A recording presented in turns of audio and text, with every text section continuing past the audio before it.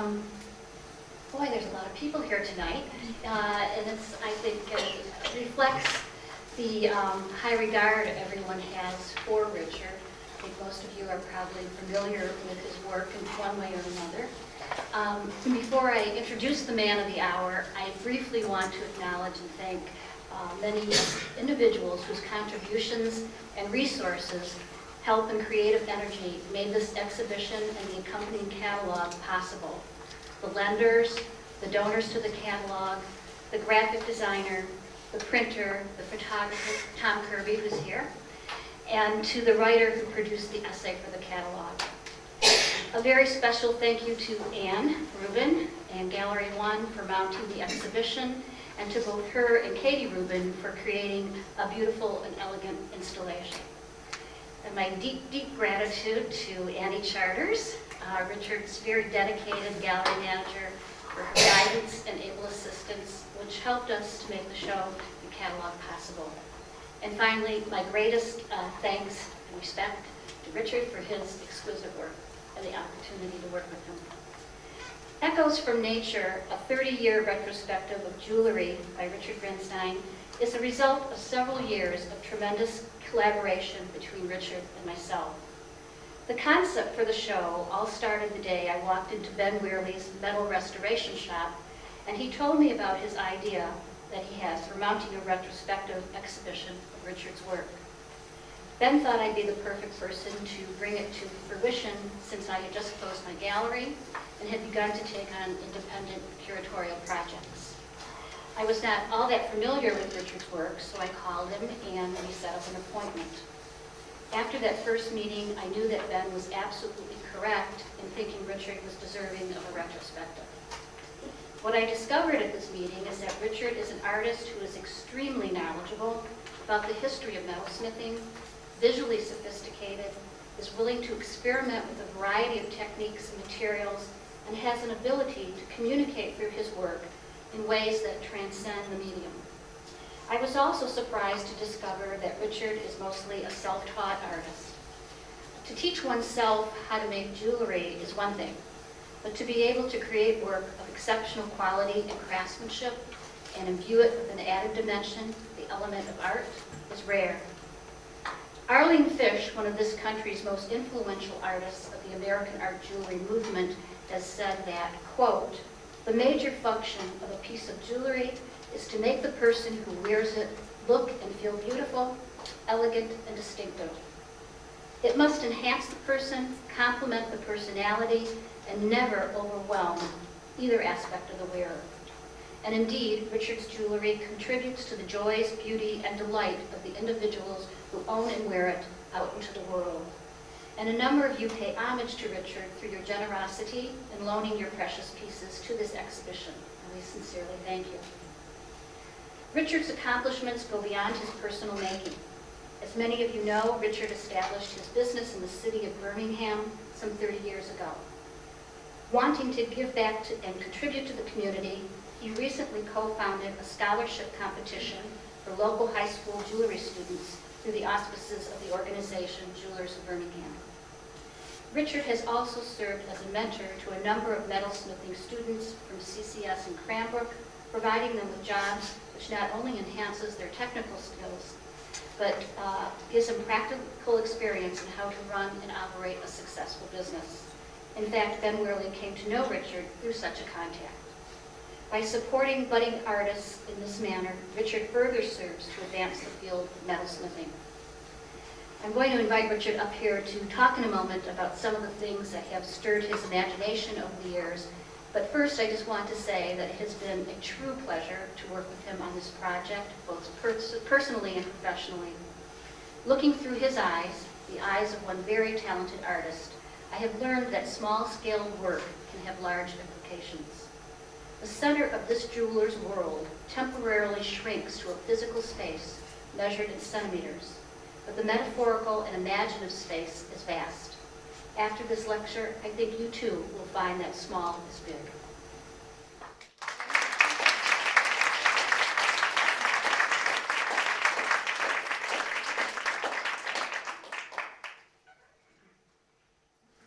I'm going to have to repeat some of the nice things that Linda said, but in reverse. About 2 years ago, Ben Weirley, who you've already heard about, called me up and proposed the idea of this retrospective show to me. At first, I was a little bit hesitant. I remember saying, I really don't know if I'm ready for that. But Ben was very persistent. He sent Linda Ross to my studio to discuss the idea of her curating the show. And after I showed her my work and talked to her about my ideas, I remember Linda saying, Richard, you've been at this for over 30 years. You have a very large body of work. You've been thinking about jewelry and about the history of jewelry for a very long time, and I think there's enough here to have a show. I decided she was right. I'd like to thank Ann Rubin and Gallery One for the opportunity to have this show here. We're fortunate to have this venue that's so supportive of the arts. And Linda, especially, for curating this show. She did such a terrific job putting it together, and her persistence was invaluable. I'd also like to thank specifically AU Enterprises, GNS Metals, Otto Fry, United Precious Metals, and Franklin Bank for their generous contributions to the catalog for the show. And especially all of the people who were so kind as to loan us their jewelry, which I know they are missing, for the show. They will get it back. And finally, I'd like to express my gratitude to all the people who have supported me by being such loyal customers over the years. And it's not just their economic support, but their faith in me as an artist and in the idea that the crafts are worth supporting that has made my continued success possible. For as long as I can remember, I've loved small objects, especially those made out of stone or metal. One of my earliest memories is of a little silver llama, like this one. It's a reproduction of a 12th century Incan-style figure that my parents got for me during one of our frequent visits to the Detroit Institute of Arts. The little llama was one of my prized possessions. Not only did I carry it around with me everywhere I went, but I used to chew on its ears. So I suppose I did acquire a taste for silver very early in life. My father, an avid collector of antiquities, has a fondness for jewelry, as does my mother. And my parents used to take me on trips to New York City, where we would sometimes go to a small gallery in Manhattan, Efren's, to buy antiquities. I loved going there, but it was a bit terrifying. Efren had this huge black German shepherd named Anubis, after the Egyptian guardian of the dead, who did not seem to like small children. But then one time Efren gave me a tiny scarab. He said it was the smallest he had ever seen. And I was hooked. I've loved antiquities ever since. Now, although my family lived in Detroit, the year that I was born, my parents bought a place in Salem, New York, near the Vermont border. We spent our summers there every year of my childhood. The place, the shape of the land, the shape of the hills, made a deep and lasting impression on me. The land was rocky, low slate cliffs broke through the soil. And on our land was an abandoned slate quarry, a square hole cut deep into the hillside, filled with icy cold water, with the leftover slate still there near it in a great pile. It fascinated me, the endlessly complex surfaces, the combination of the fluid shapes, the fluid curves with the flat, sharp edges. I would try to find shapes that resembled things, hunting for just the right piece to add to my collection. I would also make temporary assemblages of the pieces, arranging and rearranging them into different structures. To a large degree, that is still the way in which I work, looking for or creating shapes and textures, then assembling them into something new. While we were summering in Salem, my parents would occasionally take my brother and me with them to the studio of Ed Levin, a silver and goldsmith in Bennington, Vermont, not too far from us. I think I can safely say that without having met Ed Levin, I would not have become a jeweler. We'd go to Ed's workshop, and my parents would commission pieces of jewelry, like this tie bar with the Greek intaglio. I remember watching Ed's interactions with my parents, especially with my father. It was very clear to me that my father had a great deal of respect for Ed and for what he was able to do. Now, my father's a doctor, my mother a child therapist. Two of my grandparents were doctors. but I chose to pursue a career in the arts rather than in science or medicine. Part of that choice came from my parents letting me know from a very early age, as they did in their interactions with Ed Levin, that they respected art as an equal of science.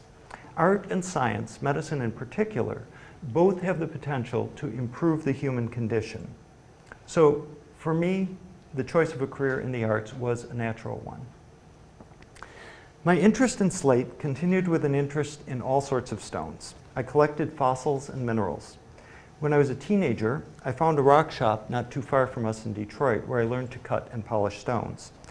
The shop also sold silver and gold-filled wire, and at that time, silver was about $1.70 an ounce, which is a little hard to believe now, but for $3 or $4, I could buy enough silver wire to keep me busy for weeks. That was really the start of my making jewelry. I found the forms that one could achieve simply by bending or twisting the wire to be endlessly fascinating. These pieces were all about line, almost using the wire as a pen and paper. I continued to work with metal on my own while in high school and college, and I enjoyed it enough that I decided to leave college to pursue making jewelry. I set off on my own, selling what I made in different venues. So the question you might now ask is, how did I learn to do what I do, and just where do my ideas come from? And that's what I'll try to answer tonight. When I started making jewelry, I had the idea I could learn everything on my own without any formal training. And where did that idea come from? I found part of the answer in a book by H. Wilson from 1902, which I'll refer to quite a bit tonight. Wilson said, and this quote really encapsulates my feeling about how to do this, if the student will study methods, materials, and natural forms, perfect his skill in handwork, feed his imagination on old work, attend faithfully to his instincts, his personality will infallibly find expression. I took this also to mean that this would be the best approach to becoming an artist, which for me primarily meant being able to be expressive in one's chosen discipline. Wilson, along with his contemporary William Morris, felt that one needed to study ancient work directly to avoid being influenced by bad copies of the original work. One has to strive to not imitate or repeat the work one sees, but only to learn from it. And I've tried to follow that suggestion in my work.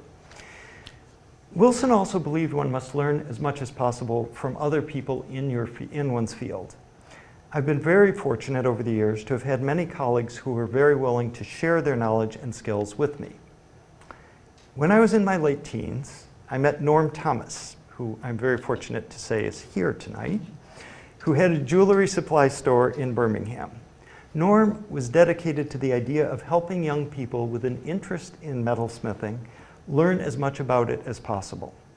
He was extraordinarily generous with his time, offering critiques of my work, helping me select tools and equipment, such as this chasing hammer, which is still one of my very favorite tools. It was also about that time that I met Richard Thomas, no relation to Norm, who taught metalsmithing at Cranbrook Academy of Art. Richard Thomas invited me to study at Cranbrook as a non-degree candidate, as I did not have an undergraduate degree. Cranbrook had a great deal of influence on me. My experience there especially reinforced the idea of learning from one's peers, which was a basic principle of Richard Thomas's program. I opened my first shop in Royal Oak in 1975, moved to Birmingham in '76, and opened my current location, which you can see here with my dog Molly, who runs the shop when Annie's not running it, or Angel. Also in Birmingham in 1997. I've had quite a few very talented and wonderful people work with me over the years, and I'm currently extremely fortunate to have a studio manager, Annie Charters, who Linda has already mentioned, who runs the retail aspect of the shop and makes it run very smoothly, and a very talented full-time bench worker, Angel Raymond. Both of them actively participate in the development of new designs. I used to be very averse to sharing that process. I used to feel that everything had to come just from me. But for quite a few years now, I've really enjoyed a more collaborative approach. And in our studio, we work together to make both one-of-a-kind and limited production pieces. In following Wilson and Morris's advice to look at old work, there's one exhibition that stands out in terms of its impact on me. In 1976, I saw a show of Scythian art at the Metropolitan Museum in New York City. The Scythians were a nomadic tribal people whose work, especially in gold, had a tremendous vitality to it. Often depicting animals, both prey and hunter, the pieces were abstracted in a way that clearly evoked the energy and movement of their subjects. To me, the Scythian goldsmith's way of depicting the world made perfect sense.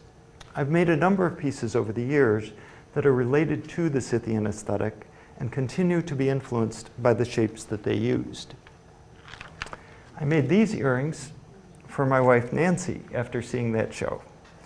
You can see how I used the idea of the Scythian piece without actually copying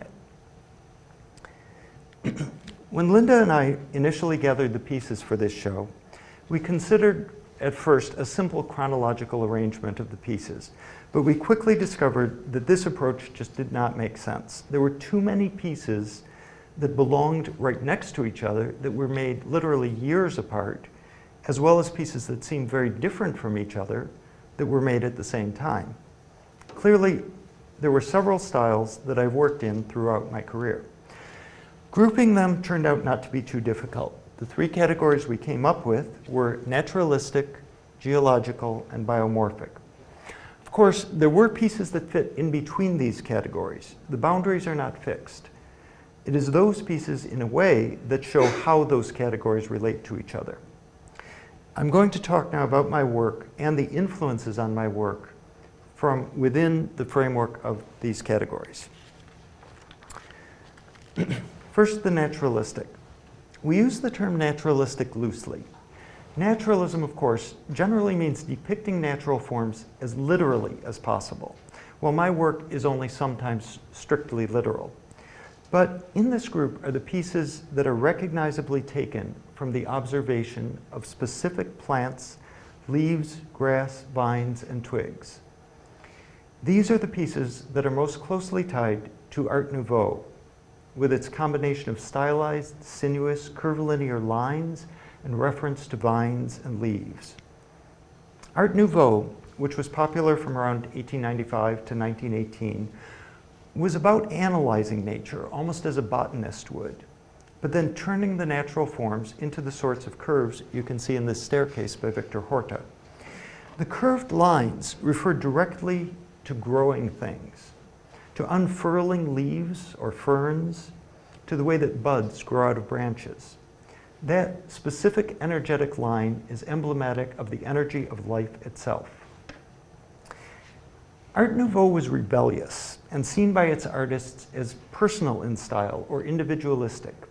The artists of that period had in mind that they were going at something new, steered by their own personal techniques and sensibilities. That is very much the way that I felt when I began working with metal. That feeling of something new and exciting, of personal, individual discovery. Now, here are three wonderful pieces of the sort of Art Nouveau jewelry that I've always thought was so beautiful.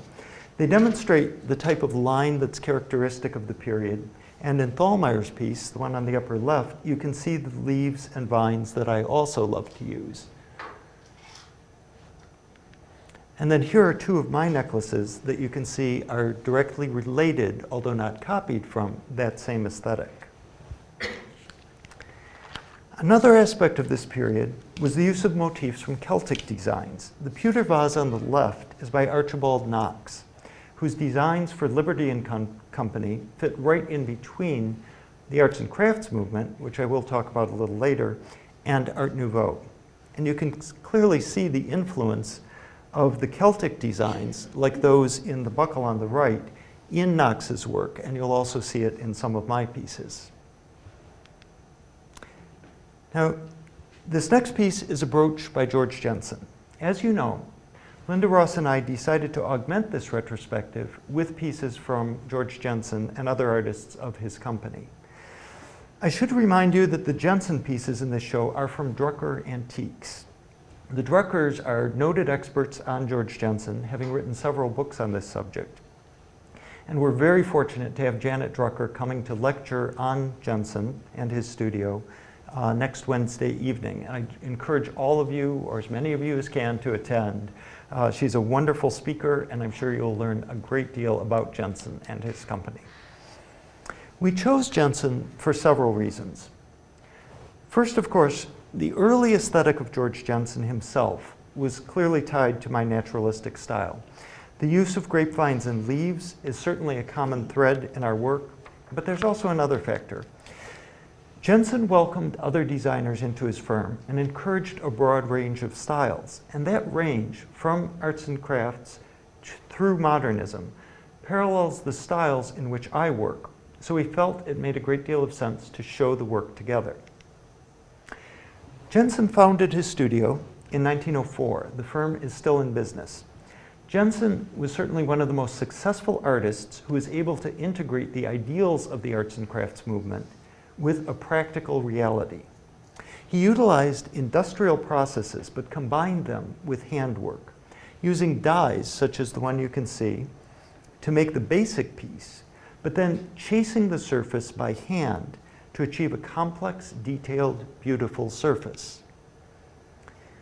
Jensen showed that artistic jewelry could be produced in quantity and still leave room for beauty.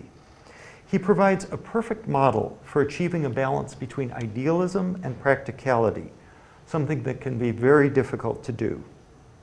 That balance is something that I strive for in my own work. This ring is one from a series I did around 1974. The technique was fairly simple. I used silver wire, bending it and forming it with pliers, but instead of soldering it together, I fused the areas that I wanted to thicken, creating a more varied quality of line. This series was heavily influenced by the Art Nouveau and the Celtic pieces especially that we looked at before. Here's a sliding expandable bracelet that I made around the same time. These bracelets were based on elephant hair bracelets that were from Africa that were popular in the late 1960s. There would be one piece, you would slide them together to put over your wrist, and then they would spring back to fit snugly. I took that idea and ornamented the slides by using the wire of the bracelet itself. This was entirely made from one continuous piece of wire, folded in half and then formed, except for the bezel that holds the stone. The end designs have a stylized line directly related to Art Nouveau. Although I've been fascinated with Art Nouveau and the arts and crafts movement since I was a teenager, it is only recently that I embarked on a series that connects me to the more literal naturalism of that period.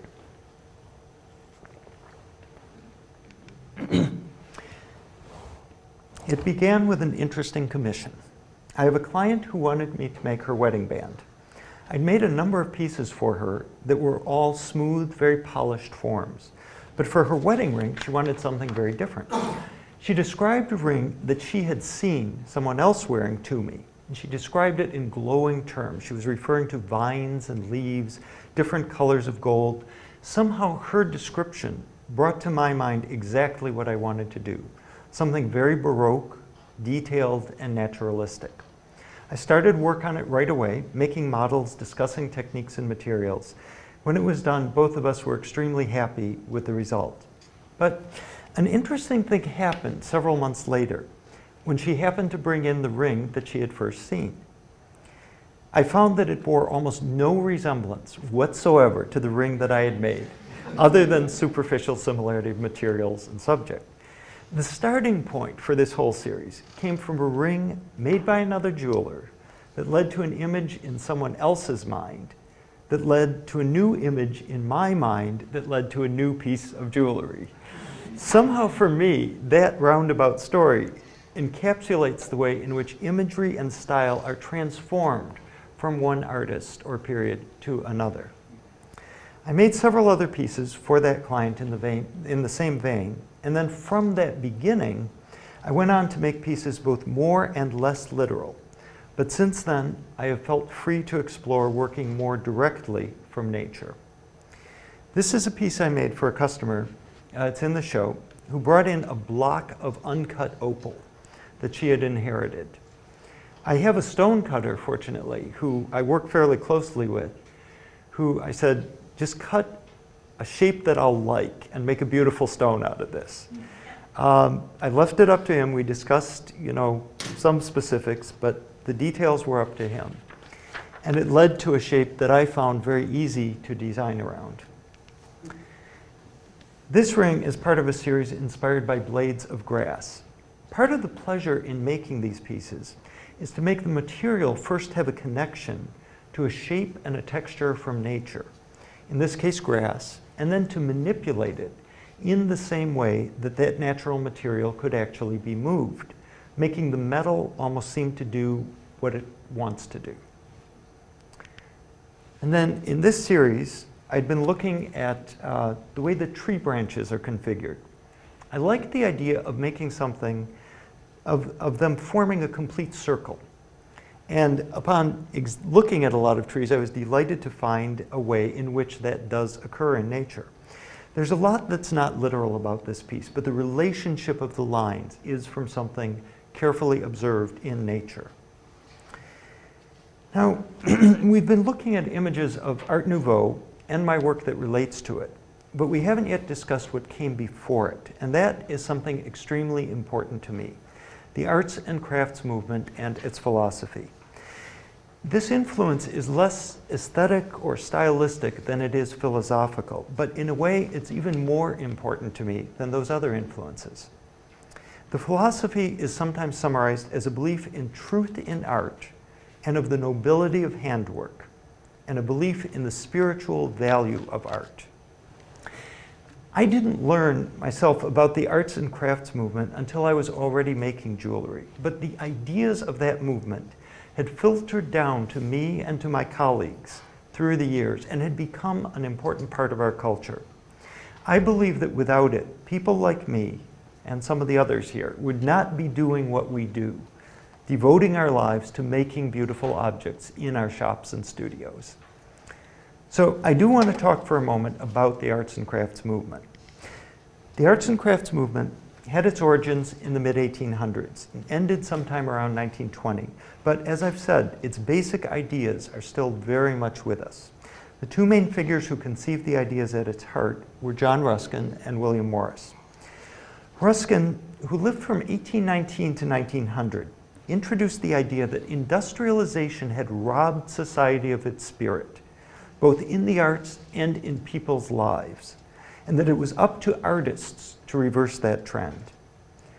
This view that artistic or aesthetic issues were inseparable from social ones is something that I deeply believe, as is Ruskin's idea that the design and making of objects should be linked together. William Morris, who put many of Ruskin's ideas into practice, is probably best known for the hand-screened wallpaper that he is best known for. The ideas of Ruskin and Morris came to me through H. Wilson's book, which I mentioned earlier, Silverwork and Jewelry, published in 1902. I was fortunate enough to get a copy of this book when I was a teenager, and it made a great impact on me, as you can tell from how often I quote it. I'd encourage any of you who are interested in this period, and especially students of metalsmithing, to get this book and read it. Ruskin and Morris believed in art that comes from studying nature directly, observing it as carefully as possible before beginning to work. They had a reverence for nature and believed in the spiritual value of making a connection to nature. In their view of nature was a sense that imperfection was an essential aspect of life, and that art should express that imperfection. Ruskin said, "Imperfection is essential to all that we know of life. It is the sign of life in a mortal body, of a state of progress and change. Nothing that lives is or can be rigidly perfect. Part is decaying, part nascent." For Ruskin, in choosing what to draw, his suggestion was to avoid shiny surfaces, neat and trim subjects, choosing instead rough, worn, clumsy, ugly objects that reward study. This idea is actually similar to the newly popular but ancient Japanese idea of wabi-sabi, the idea that worn or imperfect objects have their own particular beauty. There's Wilson again. Ruskin's naturalism meant representing objects from nature as literally as possible. But even Wilson, who loved Ruskin's ideas, felt that the silversmith needed to observe nature, then carefully edit what goes into the work, learning, as he put it, to leave out. I think for me, and this is perhaps a central part of what I'm getting at, is that there's a continuum from extremely literal naturalism through artistically modified, then stylized, naturally inspired work, to finally the highly abstracted forms of modernism. When I see my work all together, like the show has given me the opportunity to do, it gives me the sense that my work is about moving back and forth on that line, while being aware that everything on that line comes from the same source, observing and loving to observe nature. Now, keep in mind for a moment Ruskin's suggestion to seek out the rough, worn, clumsy, ugly objects. You can see that idea in this drawing by Henry Farrer, one of the American pre-Raphaelites who was inspired by Ruskin's writings. Ruskin was a great proponent of the idea of drawing from nature, and for him that included rocks as well as leaves and trees. And this leads us to the next category of my work, the geological. I think that the idea of rocks as a proper subject for art came to me indirectly from that period, making the choice of slate as an additional source of inspiration for me not a large step. The work that we are calling geological comes from looking at the rocks and the shape of the land, using the textures and surfaces of slate that I've always loved, sometimes making gold look like slate, sometimes using the slate itself, sometimes using other materials to evoke similar effects. For me, the slate and the land, the part and the whole, are inextricably bound together. The hillsides that inspire me are built up out of rock. The shapes within a structure can be the same as those of the structure itself.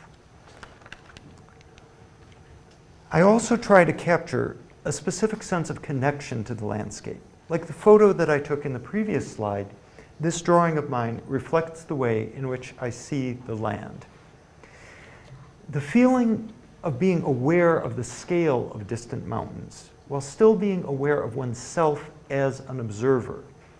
That all of those miles and layers of mountains can fit into the small oval that is your field of view.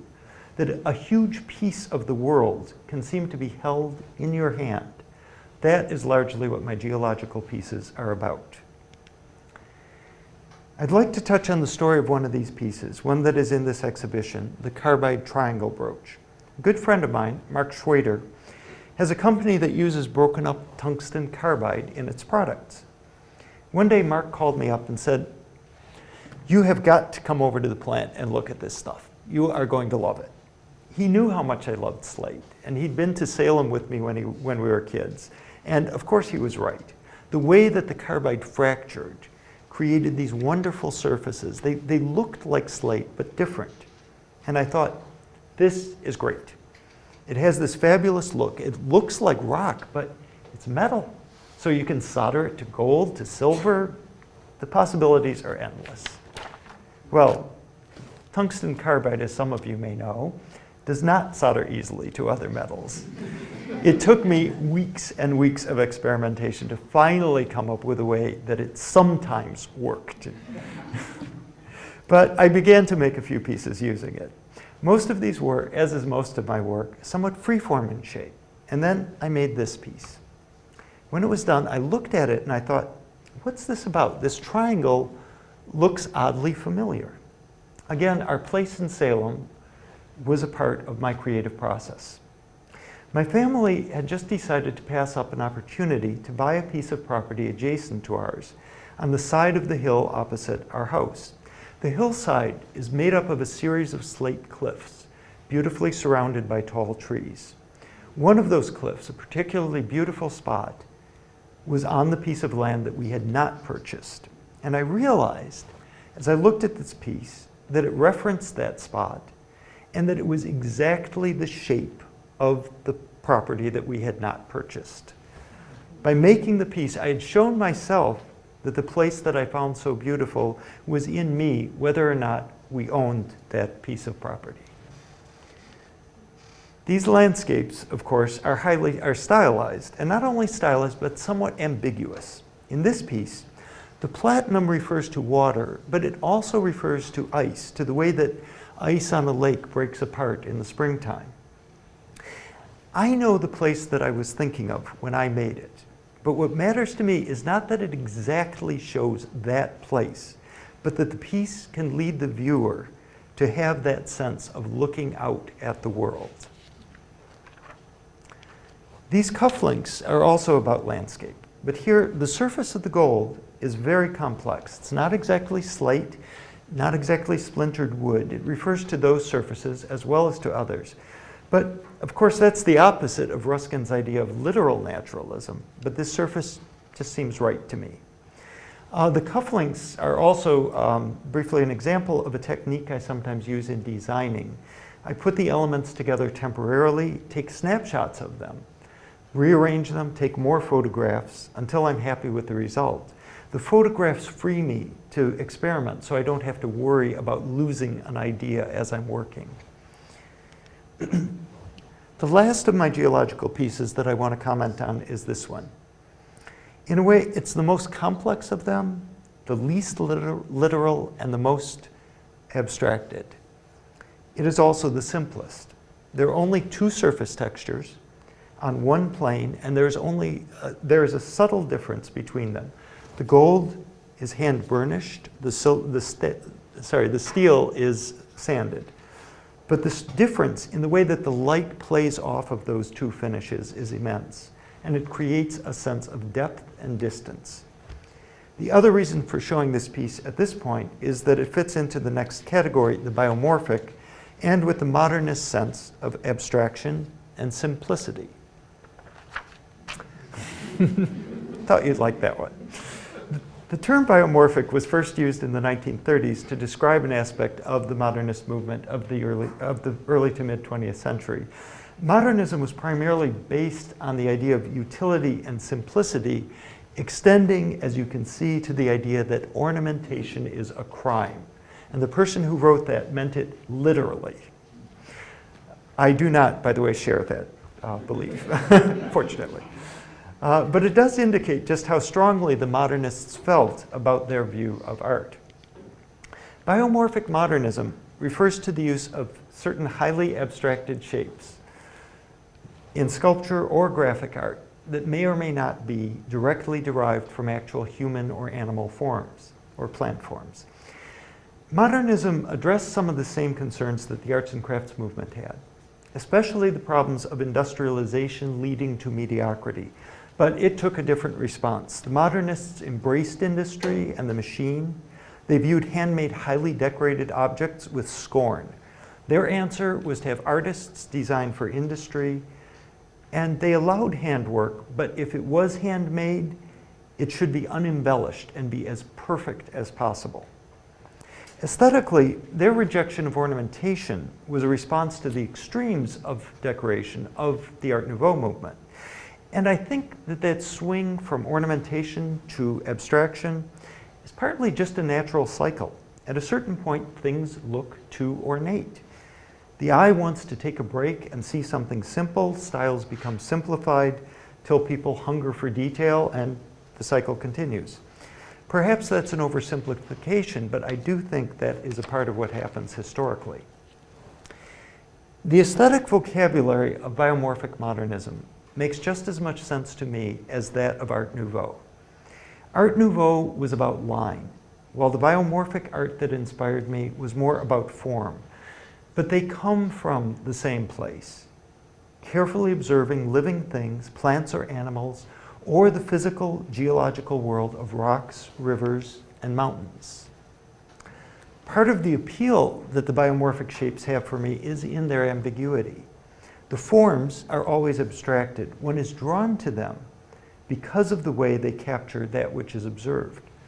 And I was reminded of Edward Weston's photographs of sand dunes like this one that look like the human form, or vice versa, human forms that can look like geological forms. Weston's photographs also capture some of the dichotomy that is in my work. He abstracts the simplest possible image from the complexities of objects, but he is also comfortable showing as much of the detail of a surface as possible, as he did in the earlier photograph we looked at of the worn tree trunk. One of the strongest influences on my biomorphic pieces is the Swiss sculptor and painter Jean Arp. Arp began working in this style around 1915 with a series that began with unconscious drawings of shapes. He took his initial inspiration from these unconscious drawings rather than nature, but then he used those shapes to change the way that he saw the world. This pendant of mine, which is in the show, is an example of this way of seeing the world. Another artist of this period who influenced me is Constantin Brancusi. Among his most famous works is this Bird in Space, which he did around 1925. There's a wonderful story about Brancusi. While visiting the Paris Air Show in 1911 or 1912 with Fernand Léger and Marcel Duchamp, he noticed a propeller. "Now that is what I call sculpture," he exclaimed. "From now on, sculpture must be nothing less than that." This brings up the distinction between the natural and the mechanical. In a way, there's a certain arbitrary quality to that distinction. The shape of the propeller is determined by the laws of physics, but so is that of the maple seed. When we look at either one, we see all that is implied by the shape. Both evoke, even when standing still, the sense of motion, of fluidity. The maple seed, of course, also brings to mind thoughts of the seasons, of time passing, of death and rebirth. But the propeller can also inspire emotion. One can feel connected to that sense of forward motion, of speed, of power, and the curve of the propeller may even indirectly evoke some of the same feelings as those of the living things that it resembles. The last artist from this period I'd like to mention is Henning Koppel. Koppel was an important part of George Jensen's studio in the 1940s and 50s. Koppel had trained as a sculptor, but chose to work in the applied arts. He represents one of the best examples of the modernist idea of artist and industry working together to make beautiful things. His work is strongly biomorphic. He was, as he said, influenced by Arp also, with sometimes very oblique references to specific forms from nature. If there's any artist whose work seems absolutely right to me, it's Henning Koppel. There's a quote from Henry van de Velde that I think perfectly describes Koppel's work, that the renunciation of ornament would awaken a sensibility to proportion and volume with a rhythm like a musical cadence. This ring that I made just a couple of years ago comments on that relationship between decoration and abstraction. My clients had an antique ring, a very nice early 20th century die-struck white gold and diamond ring. They wanted a band to go with the ring, and they were very open to any ideas that I might have. I chose to make a very biomorphically inspired ring that embraced the original ring, revealing just enough of it so that one could see through it how highly ornamented the original ring was. Some of the forms that appear in my work, especially the biomorphic work, come from the process of working with the metal itself. The idea of learning from the material goes back to the arts and crafts movement, as you can see in Wilson's quote here, as well as in his suggestion that the study of methods and the quality of materials is absolutely the most fruitful source of ideas. And those which are suggested by process are invariably healthy and rational. Forging, or hammering the metal to change its shape, is in particular a technique that has had a back and forth influence on my work. The process is organic. The metal, as one is hammering it, flows, almost as though one is following the way in which it moves. Every blow of the hammer forces the metal in multiple directions. It's almost like working with clay. I think certain forgers in here would agree with that. A second process that I use that's had a great influence on my work is what Charles Luton Brain, the very gifted Canadian metalsmith and teacher, calls fold forming. Taking a sheet of metal, folding it and creasing it, then unfolding it, letting it pull away from itself, the tensions formed by the crease against the pressure of one's hand lead directly to the curves created by the unfolding process. Curves that can represent or resemble a billowing sail, the shape of a manta ray, or other organic forms. This piece, again clearly biomorphic, is an example of the materials rather than the process leading to the creation of the form. I chose the stone not only for its beauty as an opal, but also for its shape, which led to the placement of the prongs, which led to the projections, which led to the webbing between them, and finally to this sort of sea creature form that I began to see as I worked on the piece. One last issue I'd like to address is that of the nature of a piece of jewelry as an object. That sounds fairly straightforward. Of course, every piece of jewelry is an object, but I mean a bit more than that. There are certain pieces of jewelry that one just wants to hold, where the combination of the look of the surface, the form, and the scale of the piece make them something to possess that seems almost magical or talismanic. Those that give me that sense are most often related to the biomorphic forms of Jean Arp and Brancusi, but often they're far older, like this piece, a Neolithic Chinese jade carving from around 1500 BC. The way of seeing things that's described as modern is simply one of the many ways that artists can see the world. It is a way of seeing that goes back to the very beginning of art. There may be different philosophical concepts behind the styles, but they start from the same way of seeing the world. There's one piece of jewelry that I wear every day other than my wedding band. It has some of the feel of those pieces. It is a single piece of jade, a small Mayan bead, a pebble carved only to smooth out the original shape of the stone. People imbue jewelry with their own feelings and associations. They want to have things that are special to them, and it is a privilege to be able to provide them with such things. Fulfilling that need in people is a responsibility. The recipient of a special gift may feel that it is special to them, but the maker can also put something of him or herself into that piece, making something that has the potential for resonating in some way with its new owner. Sometimes when I look at a piece that I'm working on, all I can see are things I need to change. Technical issues, problems to solve, but then I'll look at a piece and see the heart of what I was after. And what is that? I think essentially it's that I want the person holding or looking, oh no. Well, it's the last slide anyways. Just cancel it. Well, I can't do that. Okay. I think essentially it's that I want the person holding or looking at what I've made to feel a certain sort of pleasure, the way that a landscape can make one feel, or the sense that one can get from truly seeing a blade of grass, a rock, a leaf, or a tree. Thank you.